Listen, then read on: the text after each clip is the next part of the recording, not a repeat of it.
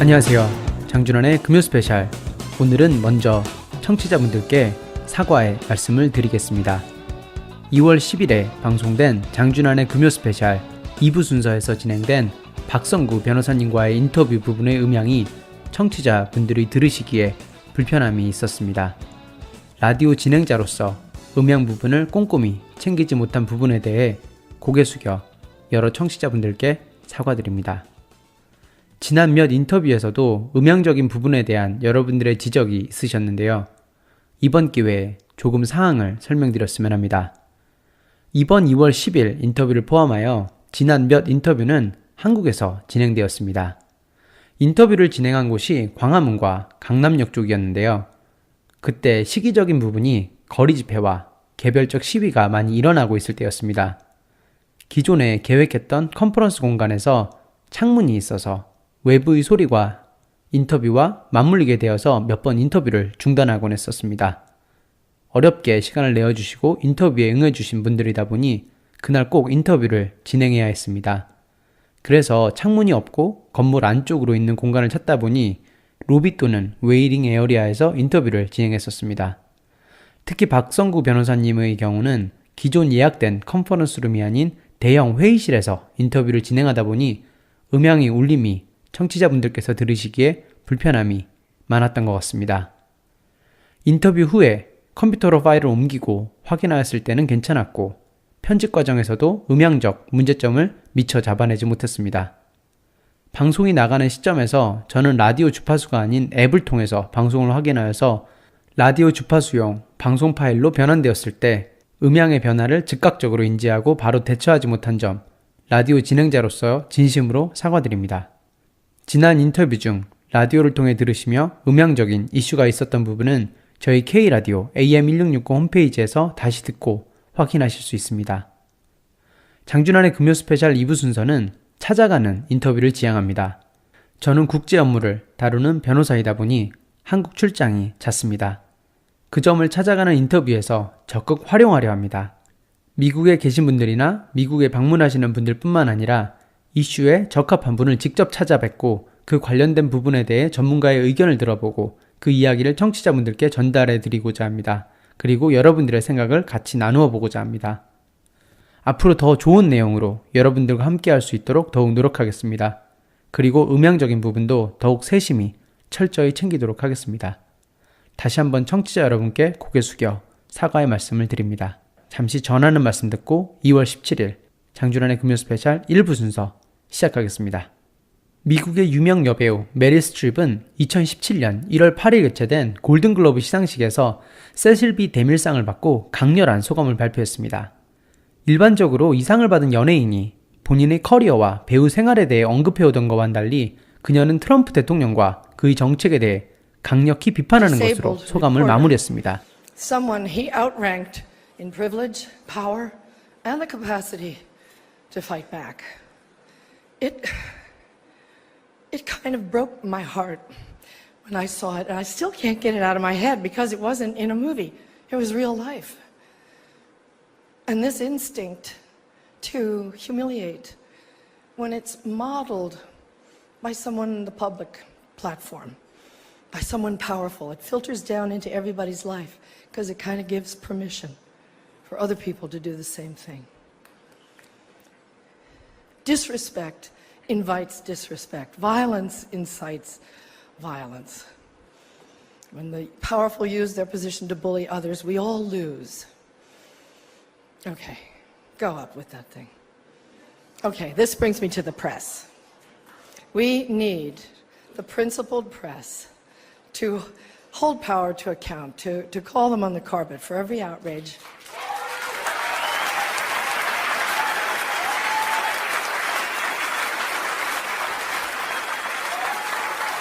That's why our founders enshrined the press and its freedoms in our Constitution. So I only ask the famously well-heeled Hollywood foreign press and all of us in our community to join me in supporting the committee to protect journalists, because we're going to need them going forward, and they'll need us to 메릴 스트립의 소감은 모두 최근 트럼프 대통령과 그 정부가 행한 정치 행보를 정확하게 향하고 있습니다.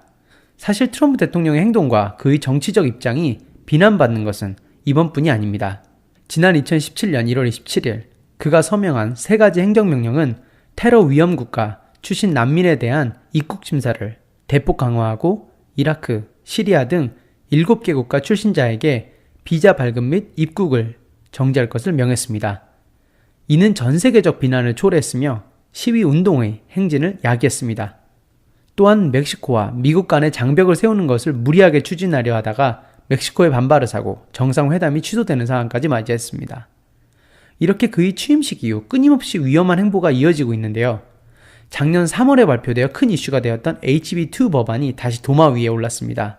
HB2, 하우스빌 2 법안이란 2016년 3월 23일 전 노스캐롤라이나 주지사 팻 맥클로이가 서명한 법안으로 베스룸벽, 화장실 법안이라고도 불리웁니다. 이와 같은 법안이 미국에서 통과, 시행된 것은 최초고요. 미국에서 화장실을 이용하는 모든 사람이 학교와 공공시설 내 화장실을 이용할 때는 자주적 성정체성이 아닌 출생증명서, 상위 성별, 즉 생물학적인 성별과 일치하는 화장실만 사용하도록 규정했습니다. 맥클로이 전 주지사의 의견에 따르면 이는 공중 화장실 이용자를 노리는 성범죄자를 막기 위한 방안으로 발의되었는데요. 맥클로이 전 주지사의 의견은 일견, 타당해 보이는 면은 분명히 있습니다. 하지만 또한 치명적인 맹점도 가지고 있습니다. 즉 성별을 바꾼 트랜스젠더나 기타 성소수자들이 자신의 성적 정체성에 맞는 화장실을 이용하지 못한다는 점입니다. 노스캐롤라이나를 선두로 12개 주에서 이와 유사한 법안을 시행 또는 추진하였으며 정치적인 문제와 더불어 근본적인 인권에 대한 침해에 대한 논점에서 찬반이 첨예하게 대립하고 있습니다. 이에 따라 미국 연방법무부는 노스캐롤라주에서 실시된 화장실법은 1964년 개정된 연방시민권법을 위반한다며 수정할 것을 요구했습니다. 연방시민권법은 인종과 민족, 출신국가, 성별 등에 대한 차별을 철저히 금지합니다. 화장실법은 성소수자의 인권을 심각하게 위협하는 것으로 이러한 차별은 금지되어 있으며 이에 반하는 법안이 각 주에서 독단적으로 실시될지 미 연방은 이를 제지할 권한이 있다는 것이 미 법무부 측의 주장입니다. 그러나 이에 대하여 맥클로이 전 주지사는 노스캐롤라이나 연방지법에 소송을 제기하여 미 법무부의 요구가 근거 없고 노골적이며 지나친 월권 행위라고 주장했습니다. 맥클로리 전 주지사는 기자회견을 통해 미 법무부에 소송을 제기한 사유에 대하여 법무부가 시민권법을 지나치게 확대 해석하고 있다고 주장했습니다. 또한 미 법무부의 이에 대항하여 연방시민권법 위법을 근거로 노스캐롤라이나의 다른 연방지법의 반소, 즉 맞소송을 제기했습니다. 사안의 민감성만큼 복잡하죠. And we have to protect everybody. It's a very, very small group. Right now, it's a very small group. Perhaps but it's were you getting saying, larger. though, if you were voting personally or a member in New York State, that you would vote for that right? Well, the party generally believes that whatever you're born, that's the bathroom you use. Well, what about you? And I say let the states decide. I just say let the do states you personally support it? I think you do. What I support is let the states decide. And I think the states will do, hopefully, the right thing. And what's the right thing? I don't know yet. I don't know. Honestly, I don't know. 트럼프 대통령에 대한 그의 선거 캠페인 시절부터 지금까지 정치적 이슈로 떠오르는 이 문제에 대해 언급을 피할 수는 없었습니다. 그 역시 선거 캠페인 시절 당시 이 법안에 대해 문제가 많다. 그리고 성소수자들이 원하는 대로 출입하도록 놔두면 된다고 방송에서 개인적인 견해를 밝힌 사실이 있습니다. 그러나 트럼프 대통령은 그 후 다시 이에 대한 의견을 번복했는데요. 그는 노스캐롤라이나의 화장실법이 문제를 일으키고는 있지만 결정권은 그들에게 있다며 연방정부가 주정부의 결정에 관여하는 것은 옳지 않다고 다시 견해를 밝혔습니다. 이러한 의견 번복은 사실상 당시 대통령 선거에서 보수단체의 표심을 사고 우세를 찾기 위한 정치적 전략이었다는 견해도 많았으나 사실상 대통령 취임 이후 그가 어떤 입장을 취할 것인가에 대해서는 아직 발표된 바가 없어서 그가 앞으로 어떤 행동을 취할지에 대한 단서는 명확하지 않습니다. 지금까지 대부분 트럼프 대통령은 정치적 이슈에 대해 강력하게 의견을 피력해 왔었는데요. 이렇게 여러 번 의견을 번복하고 대통령 취임 이후에도 이에 대한 언급을 자제하는 이유는 이 법안이 여러 모순점을 가지고 있기 때문인 듯합니다. 화장실법에 찬성하는 노스캐롤라이나 주를 비롯한 보수단체는 공공 화장실에서 범죄 표적이 되기 쉬운 점을 언급하며 범죄 피해 상황을 예방하기 위함이라고 주장합니다. 또한 미국이라는 나라의 정치 체제 특성상 연방정부가 각 주에 자치적으로 실시하는 법안에 대하여 간섭하는 행위는 대부분 용납되지 않으며 이번의 경우도 마찬가지라는 것입니다. 실제로 텍사스주의 휴스턴시에서는 유사한 조항에 대한 주민 투표가 이루어지기도 했습니다. 이에 대한 선거운동의 일부로 텍사스주의 방송 광고를 하나 소개시켜드리면요. 여자 어린이가 여자 화장실에 들어가고 뒤따라 남자 어른이 들어가는 모습을 보여줍니다.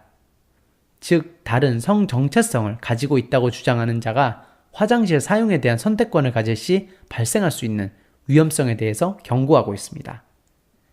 이는 일반인이 어떠한 예상치 못한 상황에서도 발생할 수 있는 범죄 가능성에 대한 막연한 두려움이 한정된 장소를 향하게 하는 것이라는 비난을 받기도 했지만 실제로 이 광고를 통해 적지 않은 수의 인원이 성범죄에 대한 걱정을 토로하기도 하였습니다.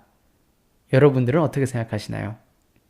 미 법무부를 비롯한 성소수자 인권단체와 이를 반대하는 다른 주들은 생물학적으로 다른 성별을 가진 사람이 화장실을 사용하는 것이 성범죄율을 높인다는 근거는 어디에도 없으며 오히려 스스로 여성이라 생각하고 외모도 여성인 트랜스젠더가 강제로 남자 화장실을 사용하는 것이 오히려 성범죄율을 높일 것이라고 주장합니다.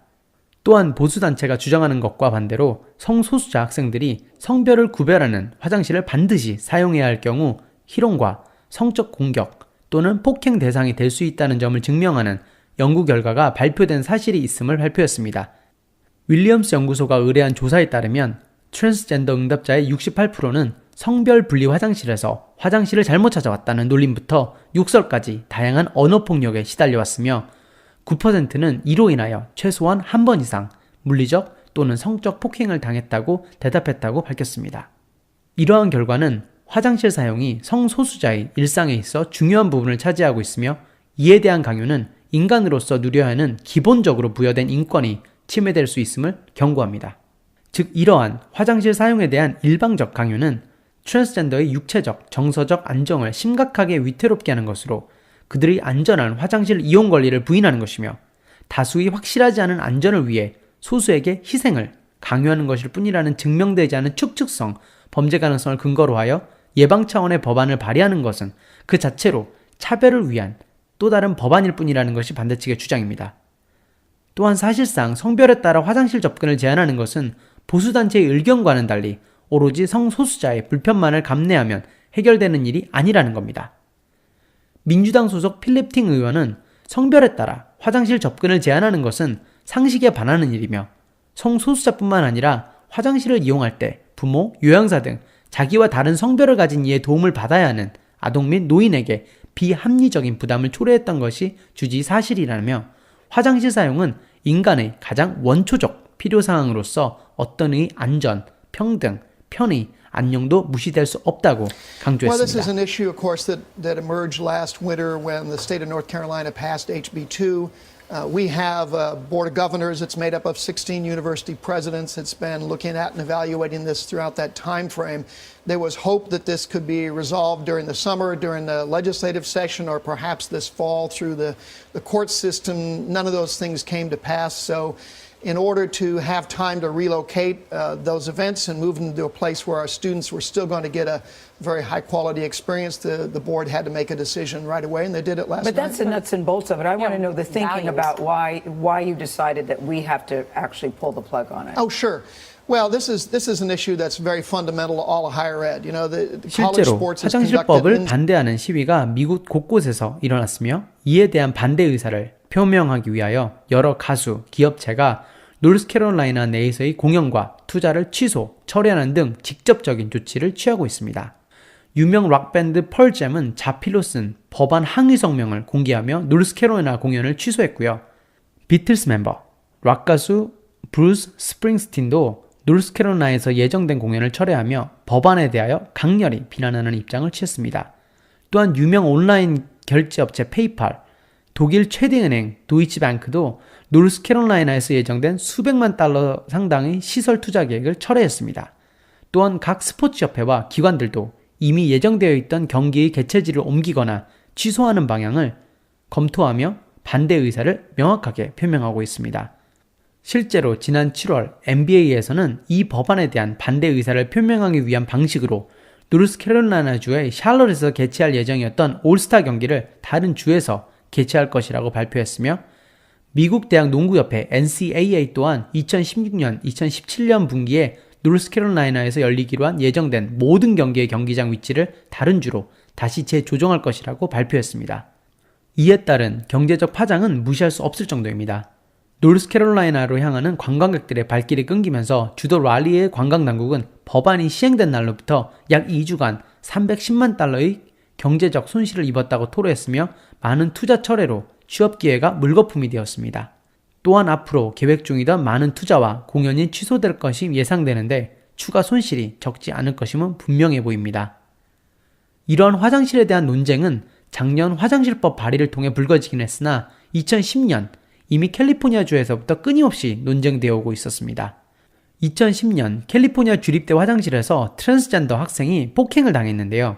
이 사건으로 촉발된 이 논쟁은 지난 2016년 3월의 노스캐롤라이나 화장실법 발의에 연이어 4월 미국 캘리포니아주 로스앤젤레스의 공립학교 센티 에듀케이션 컴플렉스에서 트랜스젠더 학생을 위한 15칸짜리 성중립, 즉 남녀 공용 화장실이 설립된 것을 거치면서 점차 고조되었습니다.